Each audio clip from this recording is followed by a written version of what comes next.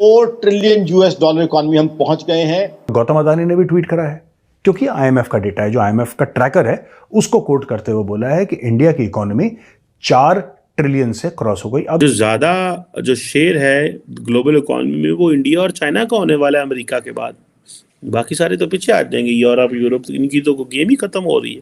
India की तरक्की का राज क्या है? इतनी तेजी से इंडिया की इकोनॉमी ग्रो कर रही है, समझते बालातर है। मैं तो कहता हूँ कि इंडिया हमें एक झटके में खरीद ले, हम लोग ऐसे हैं। इतना बड़ा इवेंट उन्होंने ऑर्गेनाइज किया वर्ल्ड कप का, और उसकी भी बड़ी डिटेल्स आई हैं कि कितना पैसा उससे भी बना है उनके यहाँ कई चीजों में, जो वर्ल्ड कप क्रिकेट से। और हमारे तो कभी ऐसा इवेंट हो नहीं सकता। 75 साल 50 अब देखें हमारे साथ वाले मुल्क किधर चले गए हैं। आप तो हिंदुस्तान के साथ कंपैरिजन करते भी शर्म नहीं कर सकते। कुछ बिलियंस का गैप रह गया है भारत की इकोनॉमी और जापान की इकोनॉमी के बीच में, और फिर और कम गैप रह गया है भारत की इकोनॉमी और जर्मनी की इकोनॉमी में। हिंदुस्तान को अब वक्त नहीं लगेगा थर्ड बिगेस्ट इकोनॉमी बनने में, बिकॉज जो फोर्थ और थर्ड बिगेस्ट इकोनॉमी है हमसे ज्यादा दूर नहीं है। इसी तरह इकोनॉमिक ग्रोथ इंडिया की रहेगी तो 2050 में इंडिया की इकोनॉमी पाकिस्तान से 40 गुना बड़ी होगी। $200 अरब की इंडिया और अमेरिका की ट्रेड है, तो वो क्यों ना इस एंगल से सोचे इंडिया के बारे में।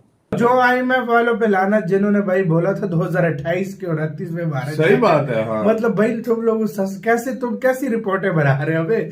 मतलब इनकी रिपोर्टें मुझे समझ नहीं आ रही। सर, एक तरफ हम अगर इकोनॉमी की बात करें तो हम देखते हैं कि इंडिया की जो है वो $4 ट्रिलियन तक पहुंच गई है, जो आज एक न्यूज आई है। और हमारे यहाँ जो है वो महंगाई 42% तक पहुंच गई है। और साथ ही हमारे यहाँ कहा जा रहा है कि इस प्रोग्राम के, जो आईएमएफ के प्रोग्राम में है, इसके बाद एक और प्रोग्राम में जाने की फुल तैयारी है। क्या करेंगे ये लोग? मुझे सख्त दुख हुआ है। आपकी फाइनेंस मिनिस्टर ने ये स्टेटमेंट दी है कि हमें मौका मिला तो एक और लोन लेंगे, और मैंने जब उनकी टैक्स रिटर्न देखी तो 2 अरब रुपए की टैक्स रिटर्न है आपकी फाइनेंस मिनिस्टर जो उनकी। लेकिन आरजू ये आपके पाकिस्तान के अंदर रहने वाले जितने शहरी हैं, हर एक के हाथ के अंदर स्मार्टफोन है और हर एक को पता है, यही अलमिया है। बेचारे कर कुछ नहीं सकते, वोट डालते किसी को है, जाते किसी को है। अभी औपचारिक रूप से नहीं आई, फॉर्मल रूप से नहीं आई, फाइनेंस मिनिस्ट्री से नहीं आई, लेकिन ये खबर आई है और गौतम अदानी ने भी ट्वीट करा है, क्योंकि आईएमएफ का डेटा है, जो आईएमएफ का ट्रैकर है, उसको कोट करते हुए बोला है कि इंडिया की इकोनॉमी 4 ट्रिलियन से क्रॉस हो गई। अब ये बहुत कम गैप रह गया है, कुछ बिलियंस का गैप रह गया है भारत की इकोनॉमी और जापान की इकोनॉमी के बीच में, और फिर और कम गैप रह गया है भारत की इकोनॉमी और जर्मनी की इकोनॉमी में। यानी कि लोग ऐसा कह रहे हैं कि 2027-2028 तक इंडिया जो है अगले 5 साल में वर्ल्ड की 3rd लार्जेस्ट इकोनॉमी बन जाएगा। अभी औपचारिक रूप से किसी ने, मोदी जी ने भी ट्वीट नहीं करा शायद, और निर्मला सीतारमण जी उन्होंने ट्वीट नहीं करा, किसी ने इसके बारे में ट्वीट नहीं करा, लेकिन गौतम अदानी ने ट्वीट करा है, देवेंद्र फडणवीस जी हैं उन्होंने ट्वीट करा, और 1-2 और मंत्रियों ने ट्वीट करा है। लेकिन ये डेटा जेन्युइन है क्योंकि आईएमएफ का डेटा है, राइट। लेकिन मुझे ऐसा लगता है कि अपना ड्यू डिलिजेंस करके 3-4-5 दिन, 1 हफ्ता लेगी फाइनेंस मिनिस्ट्री।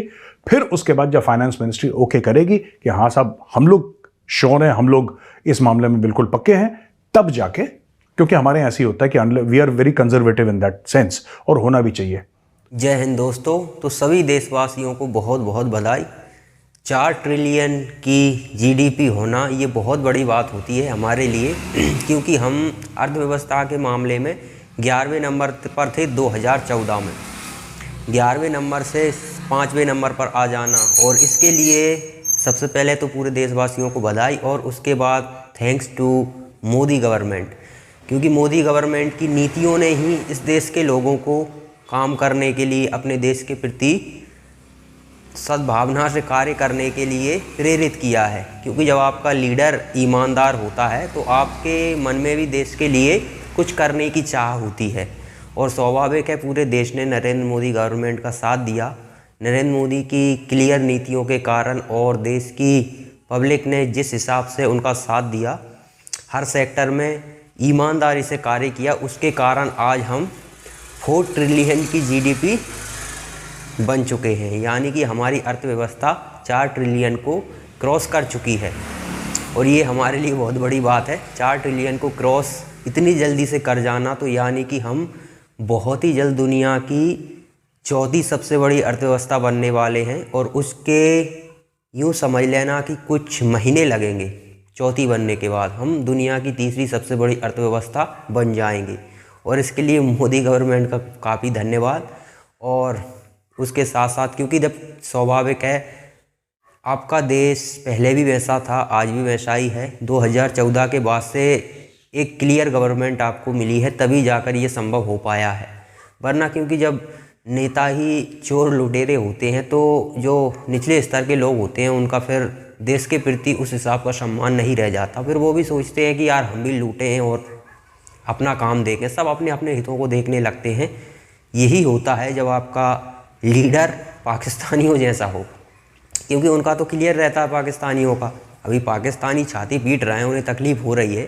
तकलीफ़ होने से कुछ नहीं होता, तकलीफ़ होने से कुछ भी नहीं होता है, क्योंकि सिर्फ ये जलन है। ये तो सिर्फ आपकी जलन है। अब आपको यदि कुछ करना है तो आपके जो लीडर्स हैं गवर्नमेंट में वो ईमानदार होने चाहिए। वो अगर ईमानदार होंगे तो हो सकता है सेना पर थोड़ा दबाव डाल सके। हालांकि सेना ही चुनती है तो सेना चुनेगी तो अपना पिट्ठू ही बिठाएगी। स्वाभाविक है, लीडरों से उम्मीद नहीं है आपकी। सेना का कोई जनरल यदि देश से प्रेम करने वाला हो तो शायद आपका देश भी आगे बढ़ सकता है और आपको ये जलन नहीं होगी। जैसे कि अब हम ये बात मानते हैं कि चीन दुनिया की दूसरी सबसे बड़ी अर्थव्यवस्था है। हम मानते हैं, काम किया है उन लोगों ने, पूरी दुनिया की फैक्ट्री अपने देश में लेकर आए हैं, पूरी दुनिया से इन्वेस्टमेंट अपने देश में लेकर आए हैं। लेकिन अब जा रहा है, अब उनका भी जो पीक पर थे वो पीक गिरने लगा है उनका भी, क्योंकि उन्होंने ऐसा कोई देश नहीं छोड़ा। सी Jinping, thank you see Jinping ने की बदौलत ही हुआ है, तो उनके लिए भी धन्यवाद सी जिनपिंग के लिए, क्योंकि ऐसा शायद ही कोई देश बचा हो जिससे इनकी खुन्नस ना हो। बॉर्डर के इलाके पर जिन से बॉर्डर इनके लगते हैं चीन के, उनसे तो इनकी खुन्नस है ही। बाकी जो बॉर्डर का कोई लेना देना ही नहीं है वहाँ भी ये उंगली करते हैं। जैसे कि अभी इजराइल को उंगली करने में लगे हुए, कोई मैटर ही नहीं है, क्या मतलब है, ना इधर ना उधर, लेकिन फिर भी उंगली करना ज़रूरी है। क्यों? क्योंकि अमेरिका को टॉर्चर करना है। तो उस चक्कर में अब जो अमेरिकी कंपनी है, जो पश्चिमी देशों की जो भी कंपनी है, वो धीरे धीरे अपना व्यापार चीन से समेट रही है, तो चीन की अर्थव्यवस्था गिरने लगी है। तो यहाँ पर नीतियों से काम करना पड़ता है। भारत ने किया है, स्वाभाविक है। भारत से कोई खुद दुश्मनी मोल लेता है तो दुश्मन मानते हैं हम, वरना हम किसी को दुश्मन मानते ही नहीं। हम चाहते हैं कि दुनिया से हर देश से हमारे अच्छे संबंध हों, और यही कारण स्वाभाविक है। जब आपको अर्थव्यवस्था में आगे जाना है तो आपके ज़्यादातर देशों से अच्छे संबंध होने चाहिए। जैसे कि अमेरिका को देखिए, पश्चिमी देश अमेरिका के इशारे पर ही चलते हैं। जो अमेरिका ने प्रतिबंध लगा दिए तो भारत बाईपास कर सकता है, चीन बाईपास कर सकता है, लेकिन पश्चिमी देश कोई भी बाईपास नहीं कर सकता। एक कह सकते हैं गुलामी है वो लोग तो अमेरिका के, और अमेरिका पर ही एक तरह से निर्भर हैं वो लोग। अब देखिए ना, यूरोप के लोगों को गैस चाहिए थी रूस से, लेकिन प्रतिबंधों के कारण नहीं ले पाए, महंगाई बढ़ी, काफ़ी परेशानियां उन्हें हुई। लेकिन अब अमेरिका ने प्रतिबंध लगाए तो वो मानने पड़ते हैं, क्योंकि किसी के पीछे चलने से ऐसा ही होता है। अपनी नीति जिस देश के पास नहीं होती वहाँ ऐसा ही होता है। लेकिन thanks to Modi government, Bharat को आज वही नीति मिली है कि हम हमारे हिसाब से चलेंगे, जो हमारे हित में होगा हम वो काम करते हैं। अब पाकिस्तानी छाती पीटें या सिर फोड़ें, कुछ भी करें, आपको अपना जनरल ऐसा चुनना चाहिए। मतलब उसे समझा भी कह सकते हो, आप भी उसी लेवल के लोग हो। लेकिन भगवान चाहे कभी कोई पाकिस्तान में ऐसा जनरल आए जिसे अपने देश से प्रेम हो। ऐसा नहीं आए कि 12-15 बिलियन डॉलर उठाए और भाग जाओ पश्चिमी देशों में। तो इस तरह के जनरल यदि आएंगे तो बचा भी कुछ नहीं है, खासकर पाकिस्तान में। जो कुछ बचा है वो और लूट ले जाएंगे। तो इसलिए दुआ करें कि कोई अच्छा जनरल पाकिस्तान में आए जो पाकिस्तान की आर्थिक स्थिति को सुधार सके।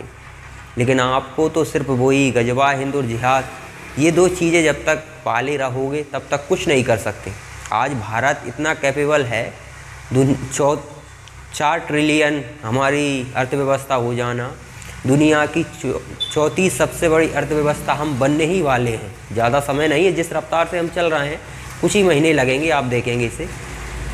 दुनिया की चौथी सबसे बड़ी, सबसे पावरफुल सेना हमारे पास है। ये आंकड़ों के द्वारा बता रहा हूँ, वरना जज्बा अलग चीज़ है और हथियार अलग चीज़ होते हैं।